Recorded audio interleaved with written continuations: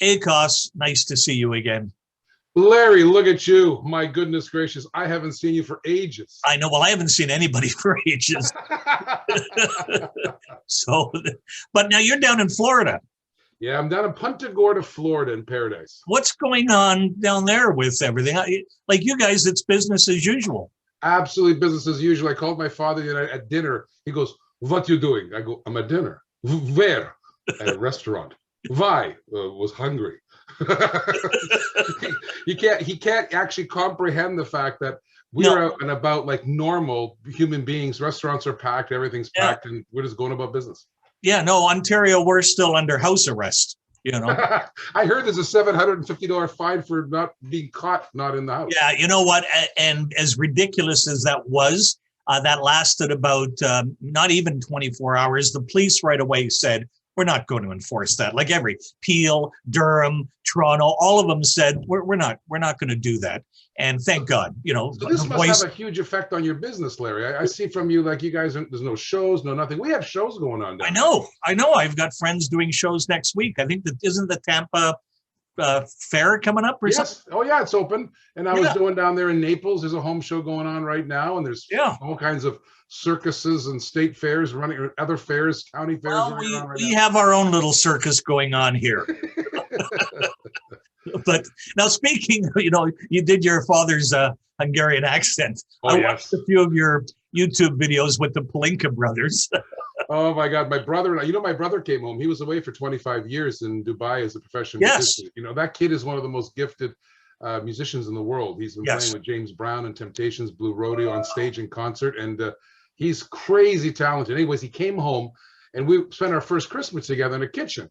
So we're, you know, looking at the Hungarian, you know, baking. And we're saying, we can't bake that. It's like, this is like some kind of a show, you know, fancy baking. Nobody bakes like that. So we thought, we're going to make a video how real people bake. And of course, that led one thing to another to Palinka, which is, you know, basically Hungarian moonshine. And that led to the Palinka brothers and led to picking up my aunts and my crazy, my grandfather's and my father's accent. So we do this crazy Hungarian accent on the Palinka brothers. It's hilarious. Now, like, you're a lot more Hungarian than I ever gave you credit to be. Tell me, first of all, I mean, you were interviewing some guy with a Palinka bar, right? Oh my God! So we're out of Palinka because it's illegal to make it in the States, right? Okay. I got to tell you a story. I got a phone call from a guy who hasn't seen him for 40 years because of Palinka brothers. He calls me. He says, "I can make you Palinka." I go, "You can make Palinka? I thought it was illegal." He goes, "Not in the Hungarian embassy. It's not." So they're making Hungarian embassy Palinka. And so one thing led to another. This guy in Fort Lauderdale, who's beside the consulate there, he calls me and said, "You're in Florida. I can get you Palinka." I go, "Oh my gosh, where?" And he says, "In my factory." I go, "Palinka factory?" I got in the car. I drove straight, about an hour from here. I drove straight to his place. And the video is me encountering Bela at the Palinka factory. He's got $1 million worth of equipment, and he sells like a bottle a day. That's incredible. It's a hilarious video. I mean, you I wasn't sure if he knew you weren't really talking like that, you know. He wasn't. He had no idea. So he had no idea. So I walked in there like a Palinka brother. Yes. And then near the end, after drinking some Palinka, I switched. You know, I was so sorry for him because the guy's dying. The guy's dying. Like, he can't ship Palinka. He can't send all kinds of rules and regulations about that, but he's doing nothing to market it. And so I switched into a normal kind of voice. I go, "I got to help you, you know." And he looks at me and goes, "Where'd this voice come from?" I go, "This is my voice." he didn't realize that my voice wasn't the Palinka brothers' voice. I will definitely add a link after this is over to the credits, because it is hilarious. And you've got how many? You got like over 1,000 subscribers. Yeah, that's on YouTube. So on Facebook, the video views are probably 30 to 40,000, and then they find themselves. Now we're starting to promote the YouTube, right? So the YouTube bush, as I call it at the end, promote Palinka brothers YouTube bush, and they come and find us, and now it's starting to climb. We're over 1,000. I guess pretty soon we'll be able to monetize it. I'll have to figure out how, but we'll be able to monetize it somehow. Yeah, well, it's you know, listen, I've got, with my ShowTalk, I'm just a pretend game show host and talk show host. So this, I thank God for my friends that humor me with this show. You know, you're not just, you're fantastic. I watch you every single freaking week. You never pick my card, so I don't give you my card number anymore because I'm just losing all the time and it's depressing. So, but I love watching you. Oh, well, thank you very much. Listen, I had someone very close and dear to you, Mark Gill, on a few weeks ago, and he did talk about his stint with Firesteel, which was your development, your product, your invention. And take me through. There was a funny story about, I know, Mark Gill, the Calgary Stampedes when he was working for you, and your backdrop that kind of caught on fire. So we're in the middle of a Saturday, huge tips. I mean, the place is buzzing. We're taking money hand over fist.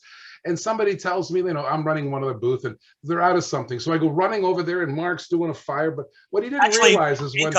Explain what Firesteel is. Oh, Firesteel is a cerium rod. It's like, think of a flint, but it's not flint. It's made of a metal alloy, which is basically cerium, which is number 58 in the periodic table. And when you strike it or give it friction with an edge, it throws off a tremendous heat. It's like 1,000 degrees hot. Yeah. It'll melt aluminum type of hot. Yeah. But it goes out immediately. Think of like a sparkler when you were kids, right? That's kind of probably the same thing. If you touch it directly, you're going to burn yourself. But the sparks coming off of it, it cools off so fast, it doesn't burn itself. So basically you got the stick in your pocket with your knife and you can make a fire anywhere you want it.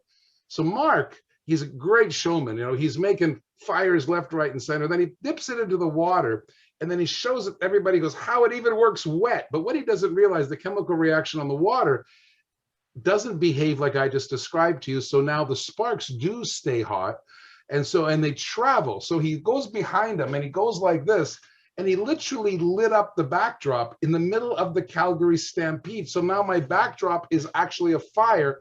And there's like, I don't know, tens of thousands of people in the building, but it's okay because I actually had a fireworks permit to actually run off fireworks and explosives in the building because that was a requirement. So I think I was covered, but I was worried about the humans. So we started throwing water and everything. We managed to get it under control. And what was the funniest part of all, the audience actually didn't move.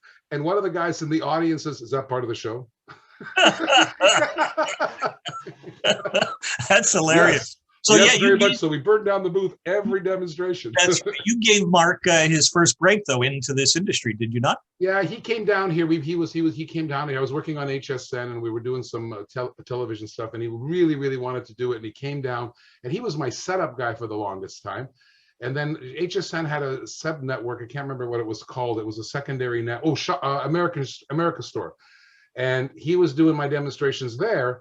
And then he was so good at it. He's so gifted and so brilliant that, of course, he cream rises, and he rose to the top, and he became one of the best demonstrators on television ever. And he's a really great guy and very gifted.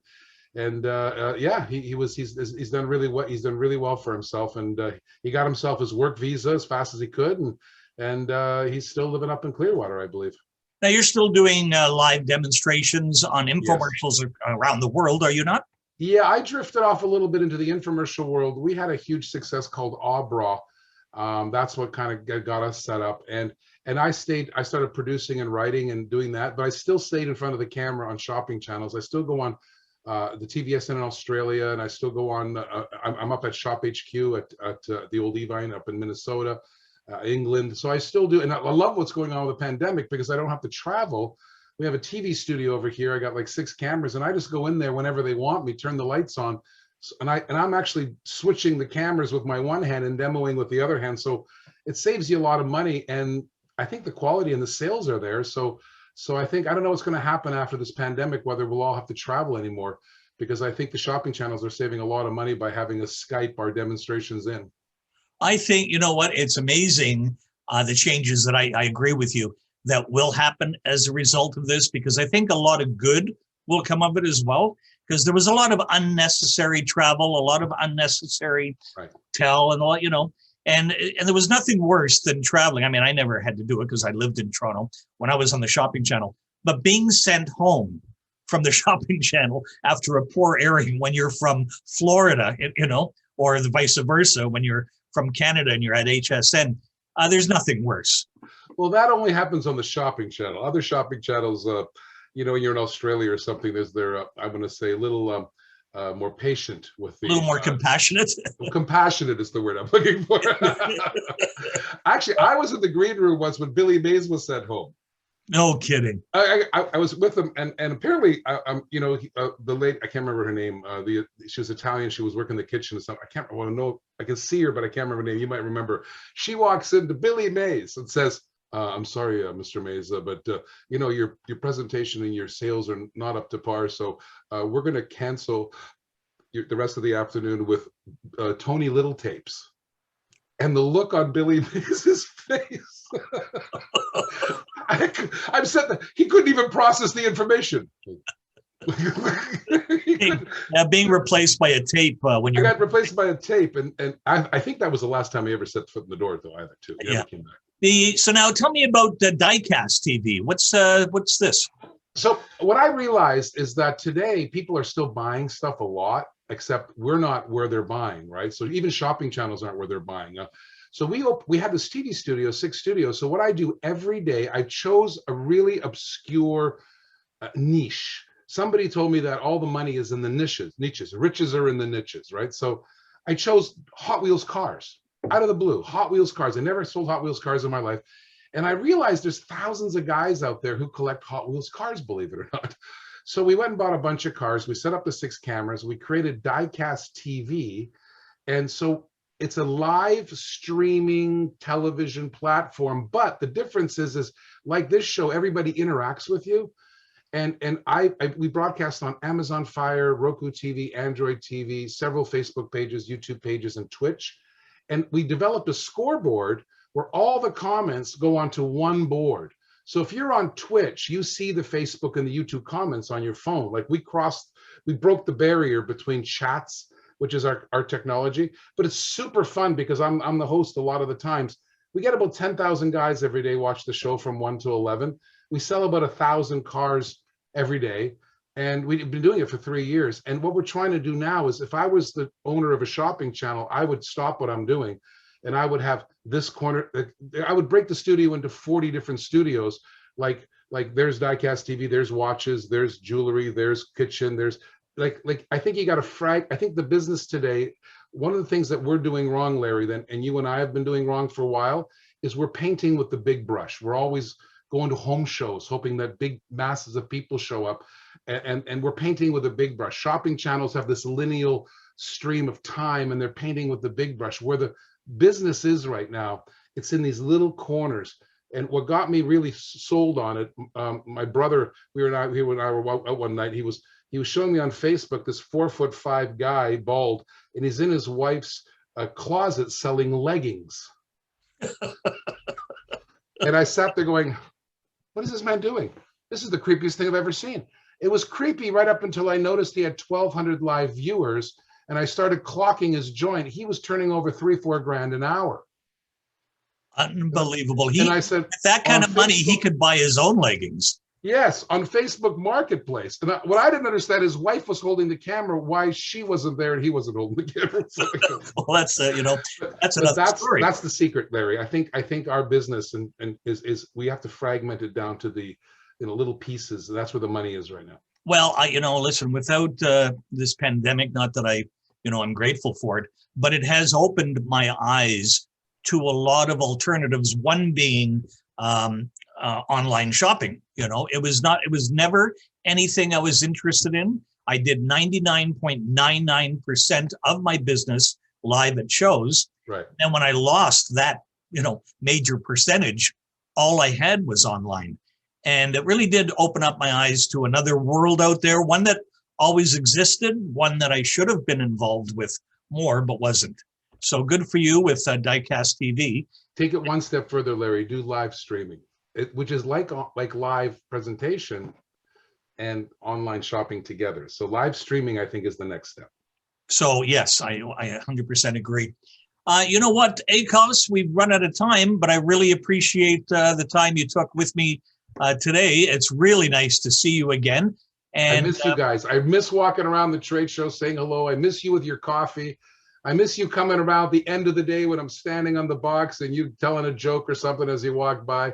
I love you guys, and I really miss those days because there was some kind of a closeness, brotherhood that is lacking right now out there. Well, if we ever get out of jail up here, maybe you could come up and visit us again, and it would be great to see you. I like to stand on a booth up there for you and pitch for you. That's what I like. Well, you know what? Wouldn't that be fun? Let's do that. Okay. Nice seeing you. Nice talking to you. Love you guys. Take care.